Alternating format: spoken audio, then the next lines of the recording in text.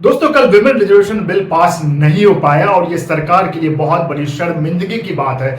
विपक्ष जहां इसे अपनी जीत बता रहा है महागठबंधन, वहीं ये कह रहा है कि ये मोदी युग के अंत की शुरुआत है। विमेन रिजर्वेशन बिल जो एक्चुअल बिल था वो तो 2023 में ही पास हो गया था, उस पर कोई ऑब्जेक्शन नहीं हुआ था। तो इस बिल में ऐसा क्या है जिसपे विपक्ष को इतनी परेशानी है और ये बिल 2/3 बहुमत से पास नहीं हो पाया है। मैं इस पर डिटेल से बात करने आपके सामने आया हूं, एक एक चीज बताऊंगा इसमें क्या खामियां है। विपक्ष और पक्ष के अपने अपने तर्क है। प्लीज मेरे चैनल को लाइक एंड सब्सक्राइब जरूर कीजिएगा। जो एक्चुअल विमेन रिजर्वेशन बिल था 33% आरक्षण, वो तो 2023 में ही पास हो गया था और किसी ने इसका विरोध नहीं किया था। लेकिन जो इस बार का बिल है, इसके पीछे जो मकसद है और खासकर विपक्ष बता रहा है वो मकसद कुछ और है, और वो मकसद है डीलिमिटेशन।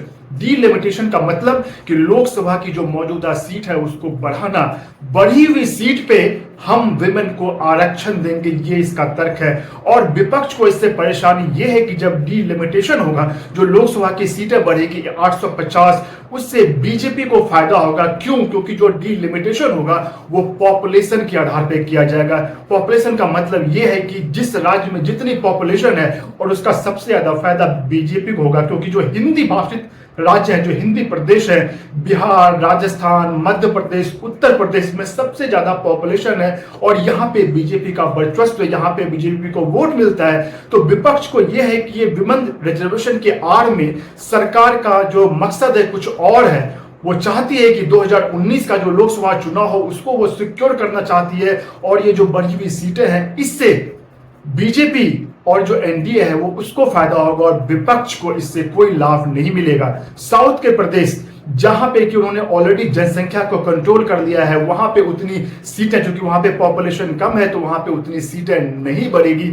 यही विपक्ष को परेशानी है। और दूसरी परेशानी विपक्ष ये चाहता है जो कास्ट सेंसस है, जो रिजर्वेशन मिले वो कास्ट के बल पे मिले, जिसकी जितनी जाति है उसकी उतनी भागीदारी मिले।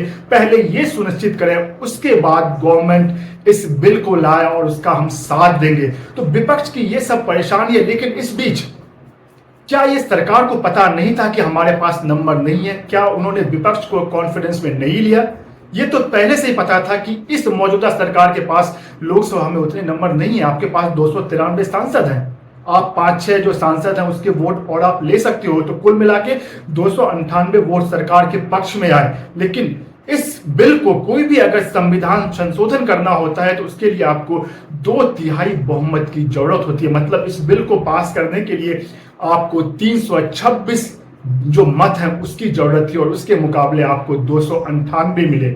और ये जब वोटिंग हुई उसके बाद जो हमारे ओम बिरला हैं, जो स्पीकर, उन्होंने ये घोषणा की कि ये बिल पास नहीं हो पाया क्योंकि 2/3 बहुमत इस बिल के पक्ष में नहीं हुआ, इसलिए ये बिल पास नहीं हुआ। और उसके बाद भारतीय जनता पार्टी की जो खासकर जो महिला सांसद है उसी समय मकर द्वार के बाहर आके प्रदर्शन करने लगी, कांग्रेस हाय हाय के नारे लगाने लगी।